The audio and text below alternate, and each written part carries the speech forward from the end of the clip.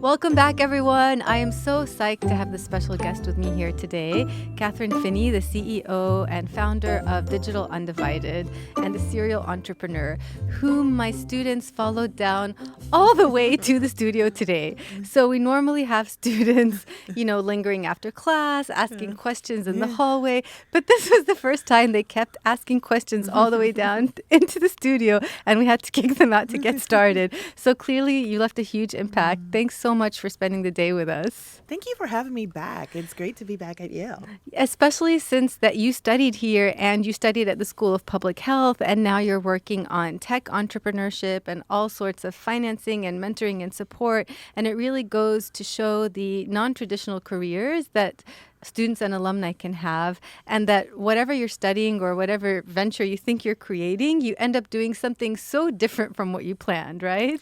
Totally. I mean, when I was at the School of Public Health, I had a very clear idea of what my career was going to be and was able to work as an epidemiologist for several years. Was met with a challenge. I had a family member that became ill, and I was living abroad and had to come back and had to rethink what I was going to do. And that's always a challenge. But one of the things I sort of stumbled upon was this internet company that I created. And it became a thing. It was amazing to be a part of that process. It was amazing to see the early days of online content and how it was being created, and to be a part of that. And then I sold it, went to work for another women-led organization, and that got sold. So I was part of 2 exits, learned a lot about the venture space, learned a lot about private equity as well during that time period, and used the economic stability that I got from being a part of those 2 exits to then create Digital Undivided, which is a social enterprise that works with Black and Latinx women founders of amazing startups. And so it's been an amazing ride to see sort of the role and power of entrepreneurship in creating a world where women own their work.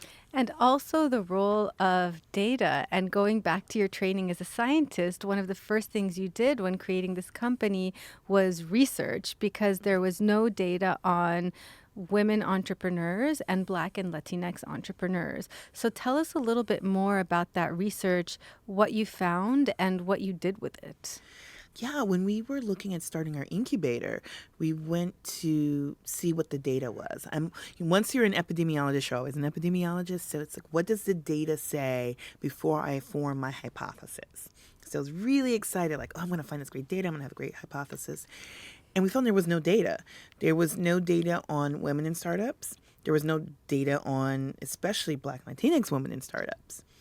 And so I've kind of was like really worried that I wasn't going to be able to create a solution because I couldn't quantify the problem. And my husband reminded me that I had this amazing degree from Yale in epidemiology, in which I am a trained researcher. So why not use that research training to then do the actual research and help gather the data that's needed to solve this problem. And that's exactly what I did. And we did our first Project Diane report in 2016, really quantifying the role of Black and Latinx women in the startup space. How many of us are there? What type of funding are we getting? How much funding are we getting? Where are we located? Just really basic demographic data that seems pretty simple, but did not exist. And so what we found in our first year is that there was approximately 88 Black women-led startups. Black women are approximately 22 million Black women in the United States, about 6% of the population. We found that on average, those women were raising $36,000. Most of that money wasn't actually a raise. It was $36,000 a period. year for their startup? Not a year, just period. Most of that was coming from 401ks, from mortgages. From their own retirement. From their own money. So they weren't really raising investment. We found that that was scary, especially compared with how much was being raised by mostly white, mostly male founders, which is 1.3 million. So we weren't even raising by enough. successful founders or just on average? Failed. So you specifically looked at founders of failed ventures. Exactly. They were raising 1.3 million. Yes. Whereas Black and Latinx entrepreneurs were raising 36. 36,000. Period. Whether they were successful, failed, or whatever. And that was really interesting because we were seeing that there was this idea that we were somehow riskier. And as a result, we weren't getting the opportunities to even build in a proper way. Things have changed a little bit. 2018 report has seen approximately a 20% increase in the amount that African American women have raised. We've also seen an increase in the number of African American women who've raised over $1 million. So in 2016, it was only 11 that had raised over $1 million. In 2018, it was 30. So a pretty significant increase. A lot of that due to the fact in 2016, when we put out the 11, people were, to say people were shocked would be an understatement.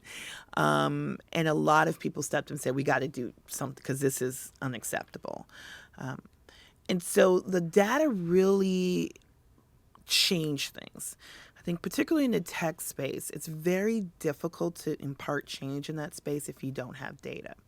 And once we put the data out and folks were confronted with it, it was really difficult to ignore it. You couldn't ignore the problem anymore. And I think that underscores the power of data to really impact change. And I think that it's a natural consequence of also who's spending the money and people feeling more comfortable and less of a risk investing in someone who looks like them, who has the same background as them. Are you seeing an increase in funds, not just entrepreneurs, but venture capitalists led by women and led by Black and Latinx women? There is an increase in the number of people of color and women of color who are involved in funds. The challenge is there are a number of analysts, there are some venture partners now who are part of funds, but they're not general partners. The general partners are the ones who really make decisions in regard to the funds. And there's still not a lot of women of color general partners. And that is the challenge. So the people who are controlling the purse strings, who have the ultimate say, are still not part of the communities where some of these solutions are being created by founders. And if there's a disconnect between an investor and the problem, it's very hard to get that investor to then invest. And so you need more general partners who understand the problems. So an example I give is we have a founder who has a two-sided marketplace that works with charter schools and helping charter schools be able to connect with substitute teachers. Charter schools are not allowed to access the traditional databases that public schools are in order to get substitute teachers. A lot of charter schools service children of color. As a result, many times the substitutes that are coming into these charter schools are not qualified. Those who are qualified and doing amazing work are also sometimes not getting paid on time by the charter schools themselves. So this company called iSubs solves that problem. Teachers get paid on time, schools get quality teachers.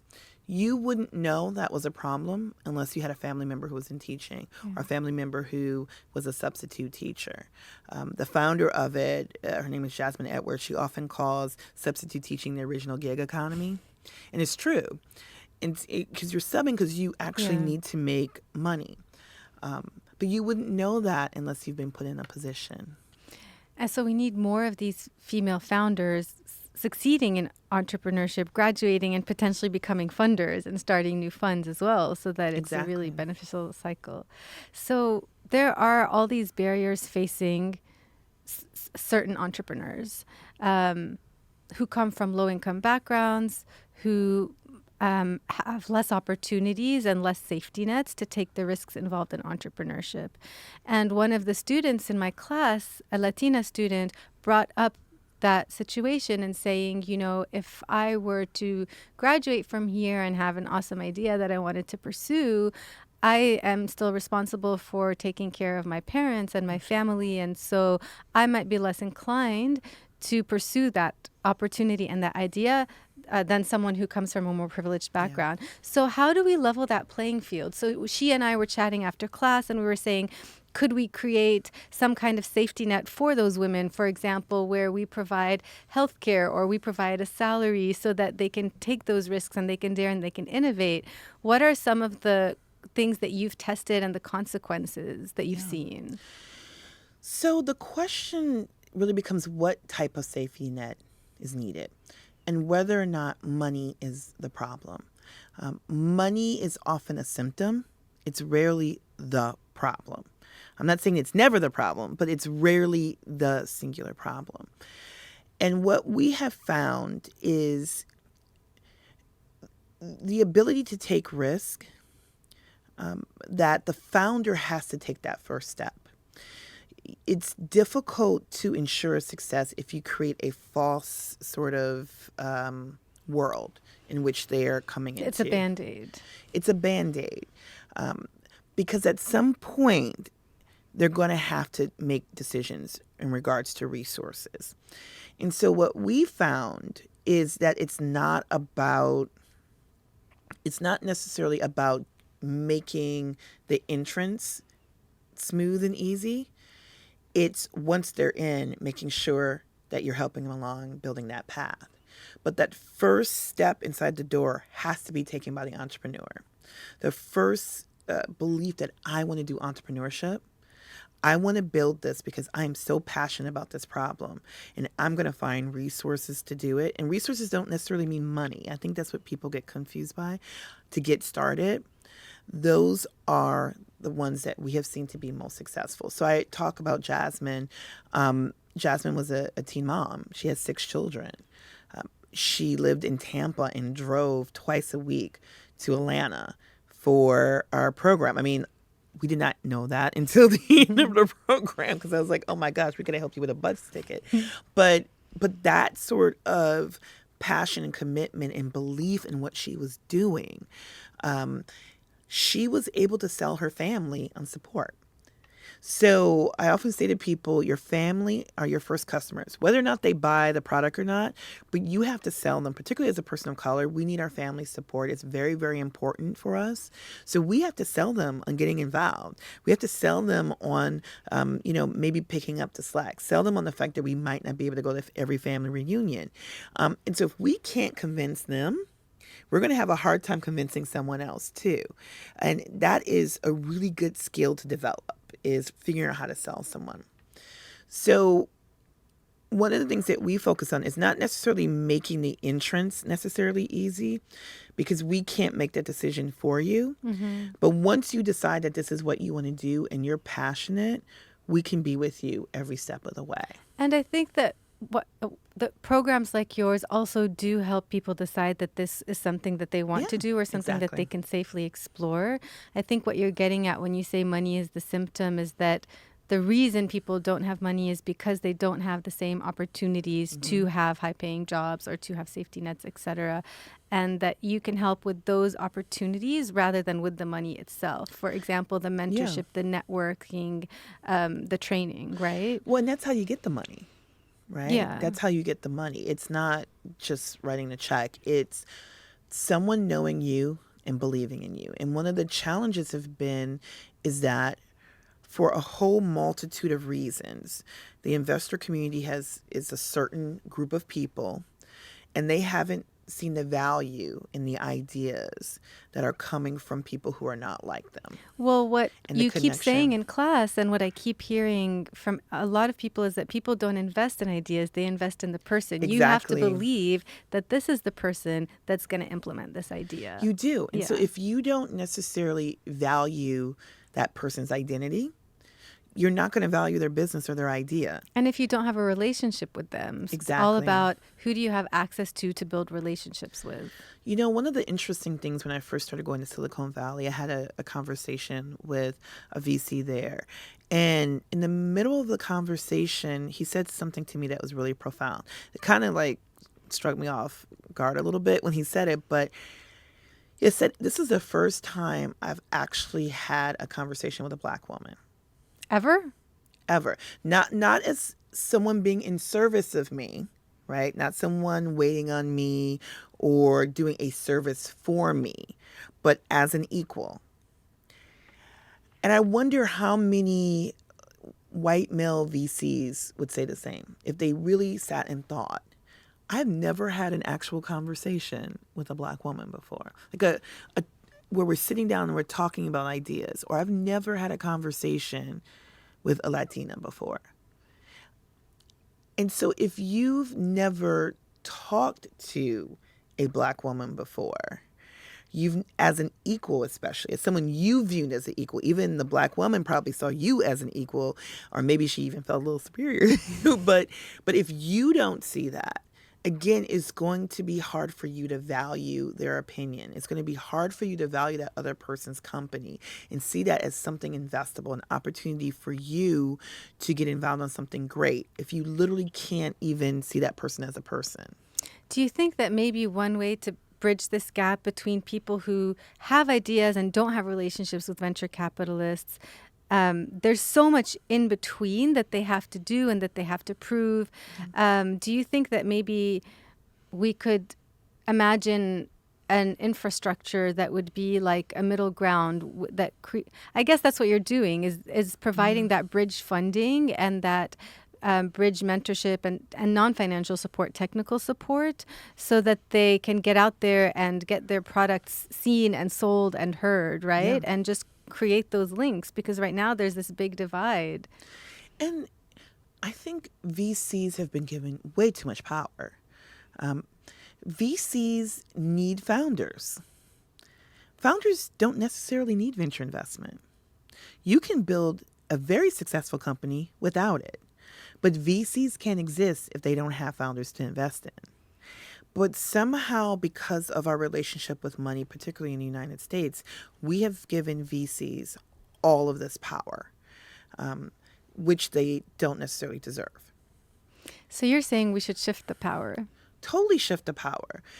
As a founder, one of the best things you can do to a VC says, I'm growing so fast and I have so much revenue, I don't need your money. Or I'm going to do due diligence on you, just like you do due diligence on me. But if you take this idea of I'm growing so fast and I have so much revenue and cash flow that I don't need your money, an investor says to themselves, oh my God, this company is like, I'm missing out because this company is doing so well that they're turning down my money. How do I get involved? Tell me what would it take for you to take my check? And I have founder friends who've had that happen where they're like, look, you wouldn't give me funding. So I built it myself. I built my own network. I did all these sort of things. And then investors have come to them and they were like, I don't need you. And then the investor's like, wow, because no one ever says, I don't need you.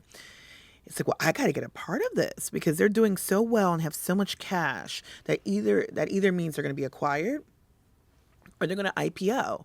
And either way, I'm going to have like money coming at me. So it's about us as founders, as entrepreneurs, taking back that power and not centering VCs. VCs are also not the only game in town either. You have private equity, you have venture philanthropy, you have impact investing, which we can have a whole discussion about where that's sort of going. Sometimes it's impact and sometimes it really isn't. But you do have these other forms and other ways in getting funding. That doesn't necessarily mean venture. And we can create those networks of investors and we can create those new communities that help shift that power or respond or are really entrepreneur-centric instead of VC-centric. Exactly. Do you have any closing words of wisdom or general advice, both to entrepreneurs and for people who want to get involved in building this community? I always say build it. Just build it. I think there's a tendency to overthink that it needs to be perfect. Perfection is really your enemy in this space. Build it, get it out there. Read as much as you can. One of the things we talked about in class, one of the key characteristics I've noticed of entrepreneurs who are amazingly successful is that they're always curious. They want to know, why is this thing a certain way? Why, like, who makes the top to this plastic bottle? And why is that ring there? And is there a better way to do it, right? Like, they're always curious. They're always trying to figure out. They're always interested in learning. So if you're interested in being in this space, read everything you can. Go on Medium, and there's a lot of great channels on Medium where you can get a lot of great information from entrepreneurs. Follow top people on Twitter who are in entrepreneurship or in the VC space. What are they talking about? Click on the things that they suggest, read. But just get really curious. That is going to be so powerful and so helpful in this space. And stop centering the VCs. And I say this as a former VC, don't center us. There are other ways to do this. There's other ways to build this. And if you don't have to take venture, that's good. That means that you control your company. And we talk about making industries customer-centric, patient-centric, and so this industry needs to be entrepreneur-centric and community-centric.